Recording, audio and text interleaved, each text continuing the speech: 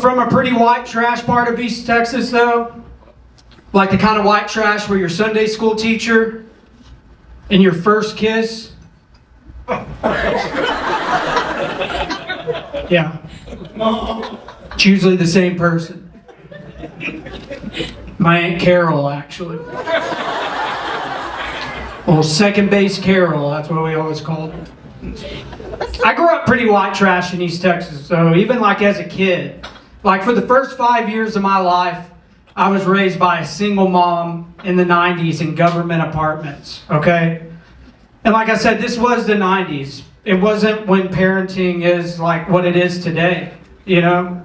In the 90s, it was really still being beta tested. It was like bowling. They did it on the weekends. That was pretty much it. But when my mom was gone to work, whoever was off work at our government apartments, like that's who our babysitter was.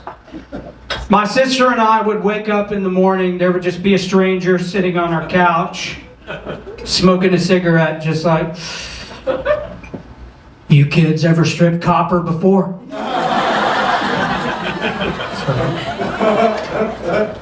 And then my mom married my stepdad, who is a Pentecostal pastor. Do you guys know what Pentecostal is? Pentecostal church? Yeah. Okay, a few. There we go. It's just like normal church. Just like normal church, okay? If someone ran through the back door and yelled bomb. Like people in the middle of a service will just get up and take off running. It's insane. Like I learned how to block for football in church. And like they speak in tongues there too. I started going to that church when I was 6 years old. And most of the, like half of the service was spoken in tongues. And as a 6-year-old, no one told me why. Or what was going on. So I spent a large portion of my childhood just thinking we were Hispanic. So I do like being from East Texas though. I do like it. One thing I do like about East Texas is half of the population there is legally named Bubba.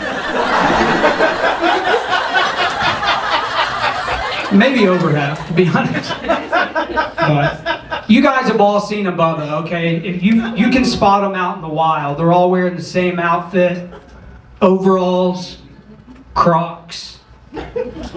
Which if you ask me is an outfit that just says, "Don't check my search history." You know. I've got Bubbas in my family too, so I'm not hating on them. But I will say they've never once given me any kind of information that I needed to know. You know?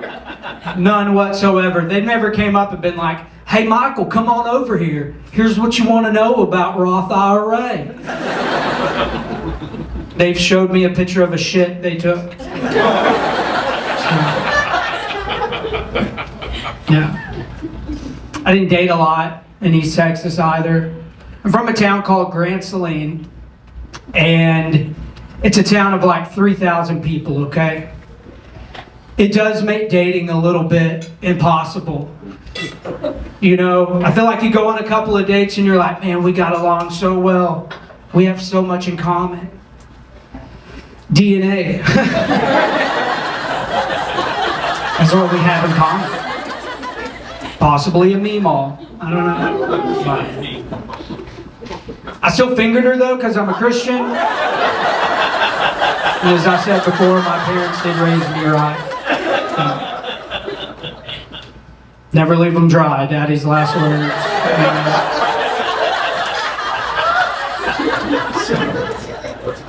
I got picked on a lot in Grand Saline school too. Obviously, you could probably tell because I've always looked like this.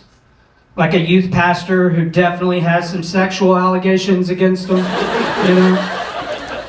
But kids would pick on me for the meanest things. Like I was in theater and band and the arts. And kids would call me gay for playing saxophone. I didn't know saxophone was like a cornerstone of the gay community. You know? In my defense, I've also never had any gay guy come up to me and be like, I like two things, okay? Hard cock, smooth jazz. So, I got tired of getting picked on. So when I graduated high school, I joined the United States Marine Corps. There we go. That's okay. That's good. That was good. But I did it because I was like, man, I got to go somewhere that'll toughen me up. I got to go someplace that'll make a man out of me. I got to go someplace where I can never be called gay again. Some of you know what's up. I went to the gayest place on earth. Immediately when I got there, they were like, all right, Morgan, we're going to strip all your clothes off. Go get in this weird conga line of 40 other naked men that they aptly named Nut to Butt. I'll paint you a picture, it's cool. So you're all just standing in this line, Nut to Butt. And if you're a good person, your hands covering your crotch like that. And you're all saying the same prayer. Just, God, if you're real, and you really do love me, don't let me get hard.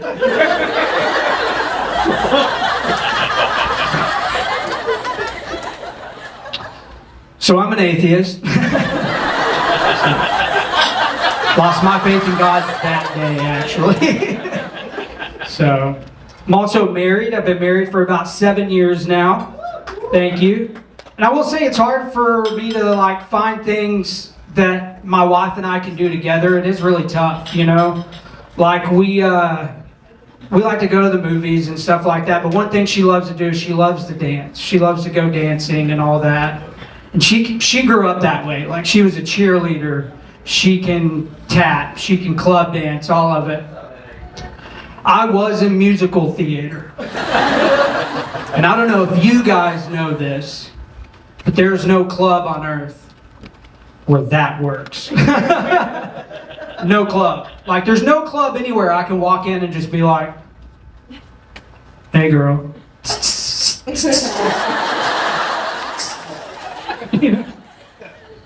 Hey, DJ, here's a 10 spot. Do you have the Cat soundtrack? So, which is why a few years ago we actually decided to go to counseling, which is a good thing for us. We went for about 3 weeks. And we actually quit going because our counselor, true story, called my wife a bitch. I don't know if you guys need this advice, but I will say, men, if you're ever in this situation, what you want to do is stand up for your woman, okay? What you don't want to do is say, babe, that's a professional opinion. Thank you guys so much. Y'all have been a fantastic audience.